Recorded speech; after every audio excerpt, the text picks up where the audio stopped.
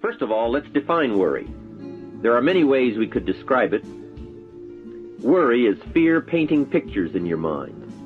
And if you watch that mental movie too long, you get a false picture of how things really are. Worry is a mental broadcasting station, and more often than not, it is false or at least distorted propaganda. Worry has that sneaky way of stopping short of giving you all the facts.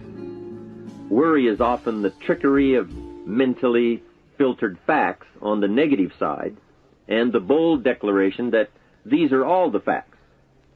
Worry has the mental audacity to suggest that the elevator only runs one way, down. Many times worry is a 5-alarm bell for a wastebasket fire. And worry is a depletion of constructive emotion. It's wasted mental energy. It's like letting the starter run the battery down when the car won't start.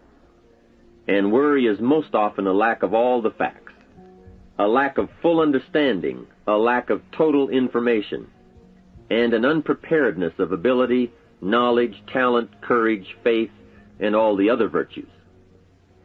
That should give us a better definition of worry, and remember, left unchecked, it can become like a mad dog loose in the house, and the sorrow and pain and regret is too large a price to pay not to do something about it, and to do it now. You see, if you contemplated the total sum of human suffering long enough, it would drive you mad. You must understand how life is. Human suffering, man's inhumanity to man, war, disease, poverty. But it must be in what I call its rightful ratio of your mental and emotional time. So much for what worry is. The next question is, what can I do about it? What is the first step?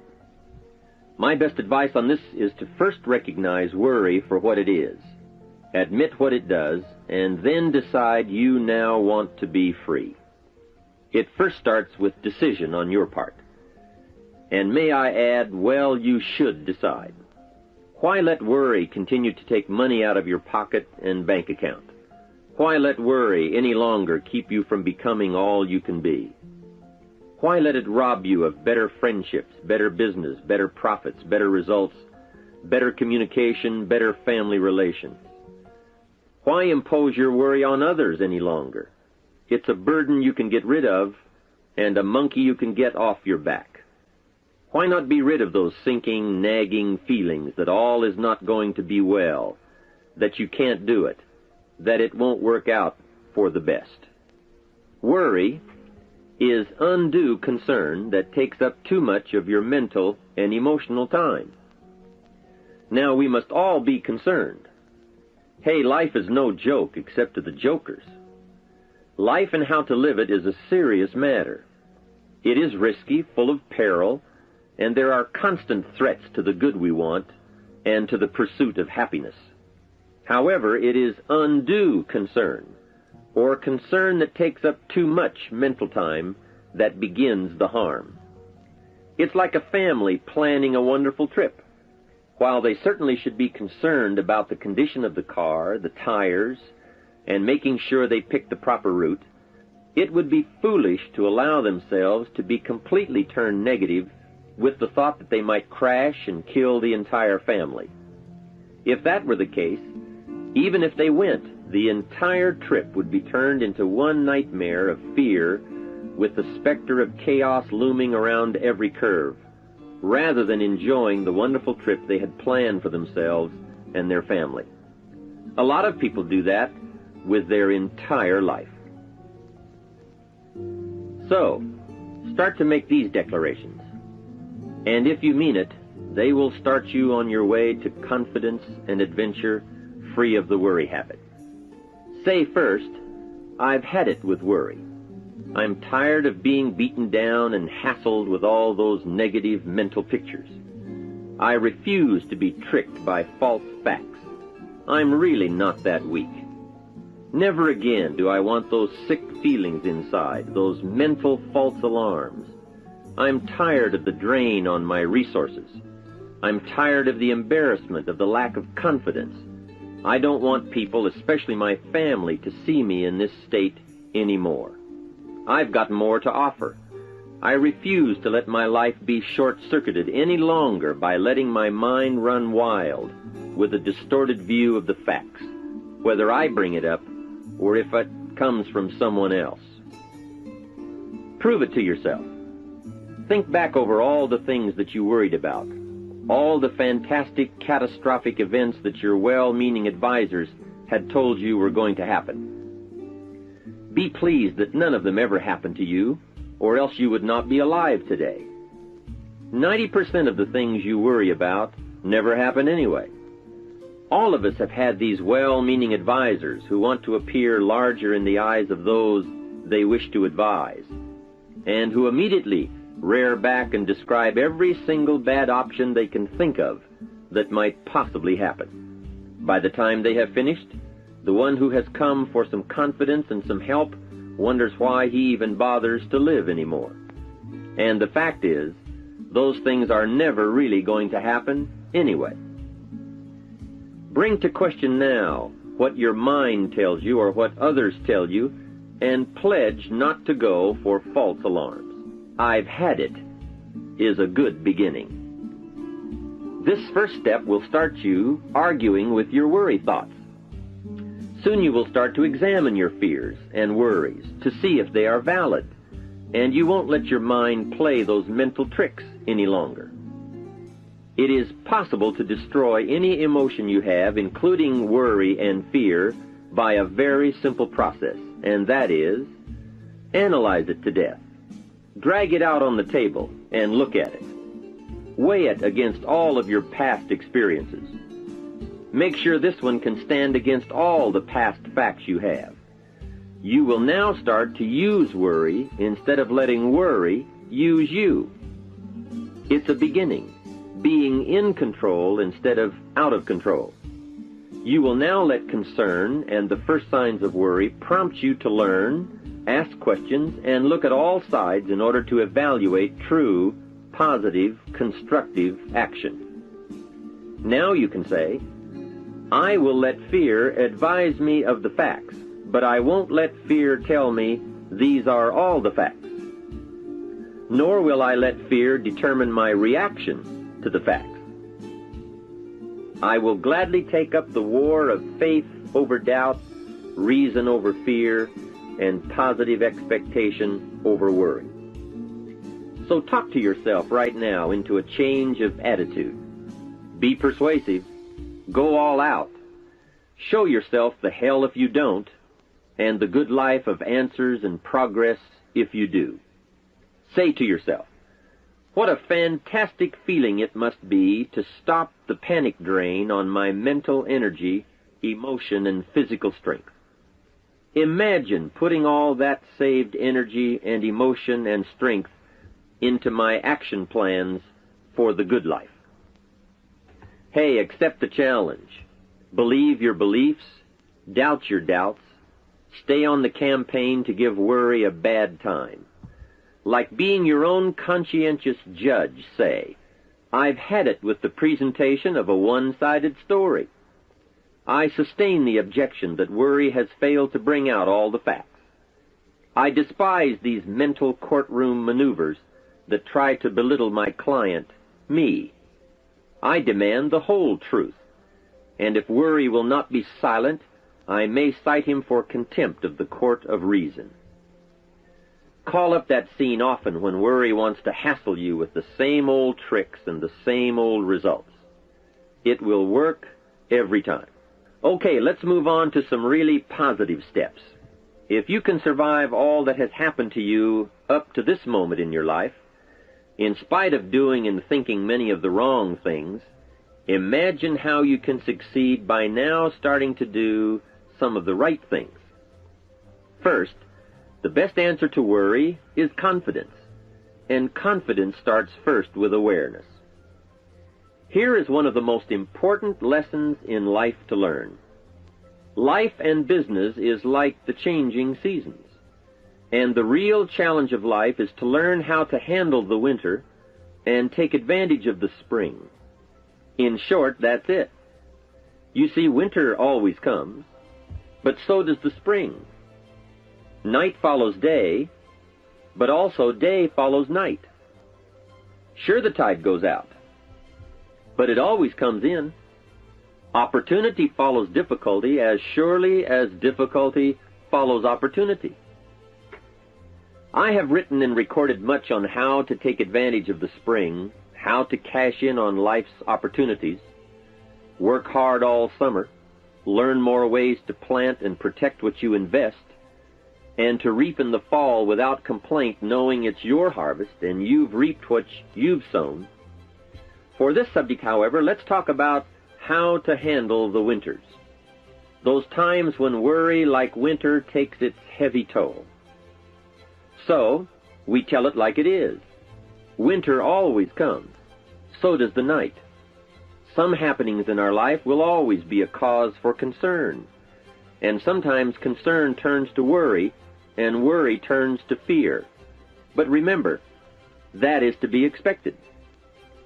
Each day, each event, each season brings both expected and unexpected challenges that we must think about and make decisions on.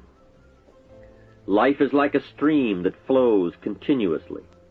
The better we understand that, the better chance we have to produce good results out of all of our challenges. May I suggest something to you? I have a friend who is an avid skier. You know something? He can only ski in the wintertime.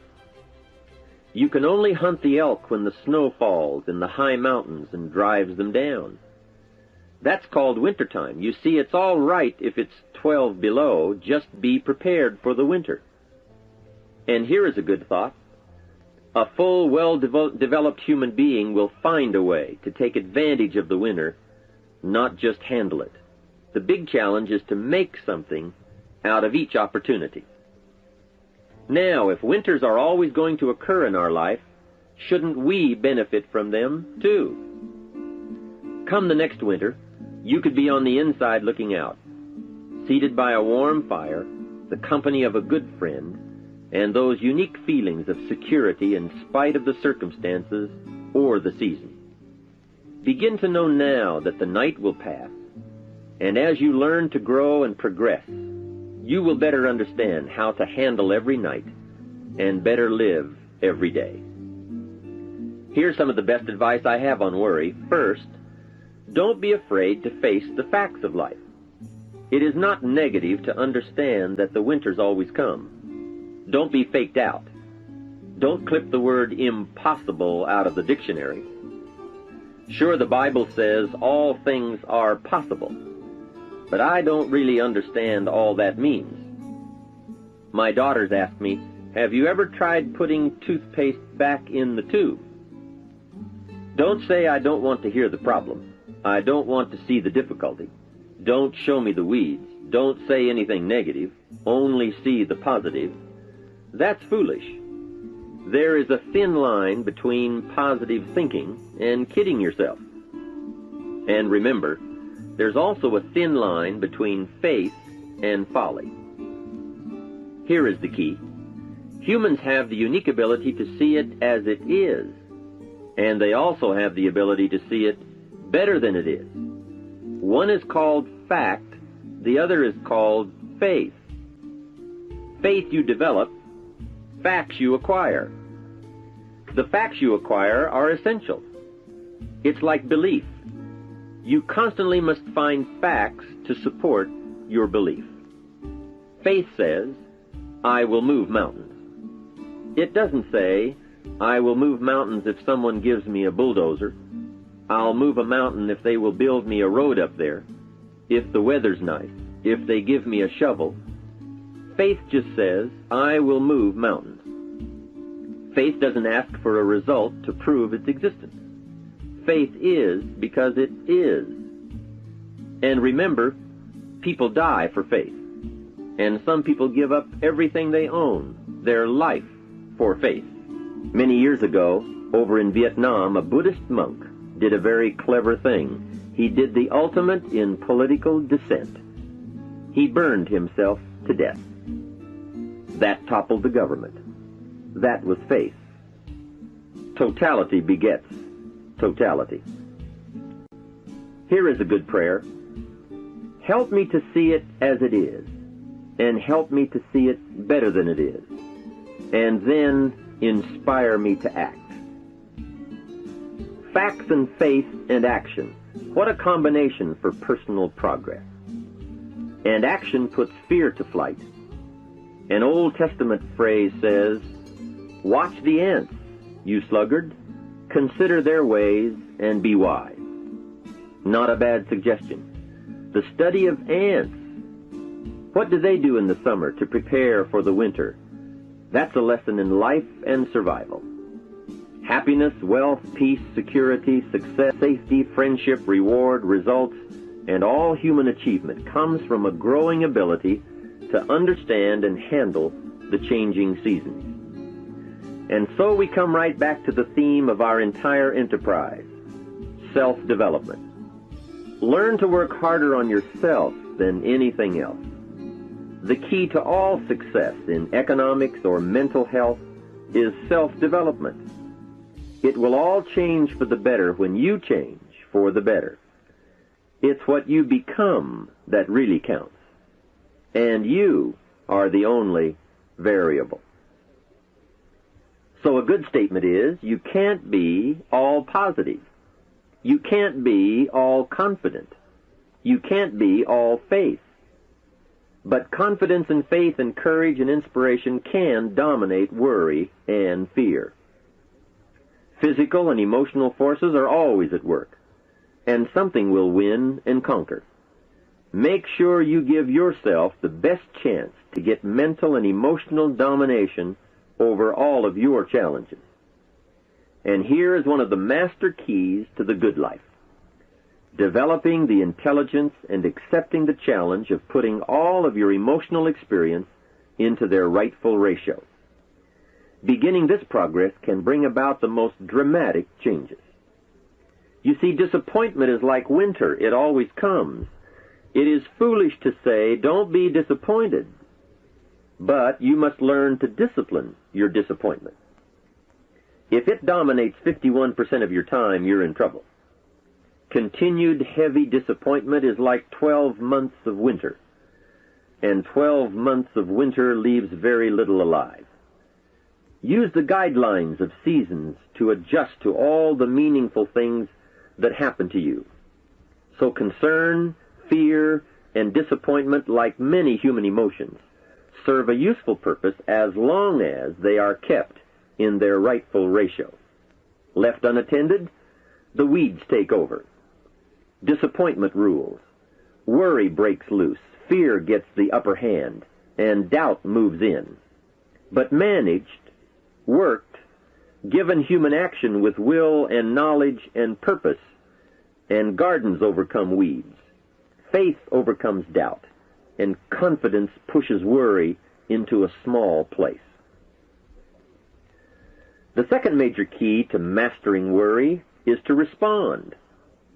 Build up inside of you that heavy desire to be free, to get on with building your life and lifestyle. Too much is waiting to delay. Take a new look at your opportunities. Figure out new ways to seize them immediately and make them work for you. And here is a key. Bring a new dedication that you will master yourself with enough discipline to be more than qualified to do the present job and prepare yourself for the next move up. Expose yourself to every stimulation possible that will put all this in perspective. Now let's move on to a very important point, and that is, the best answer to worry is confidence. First, self-confidence. I can better handle next winter. I have a strong shelter. It is stocked with supplies.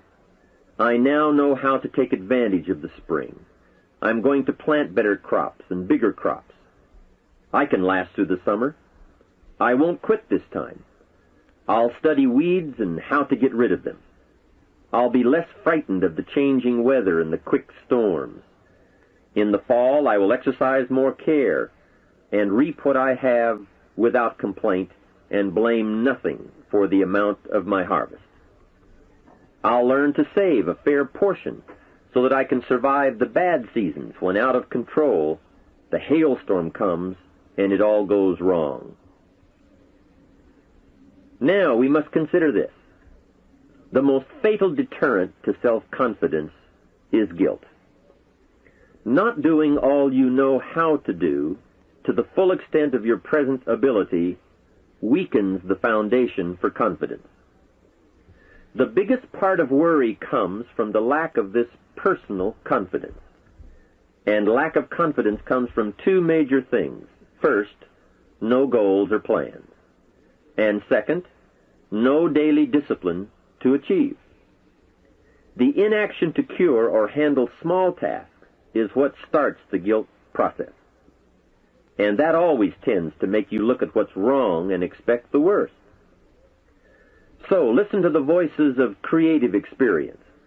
Let nature, experience, wisdom, books, everything speak to you and teach you. Remember, both opportunity and challenge await action. Everything yields to diligence.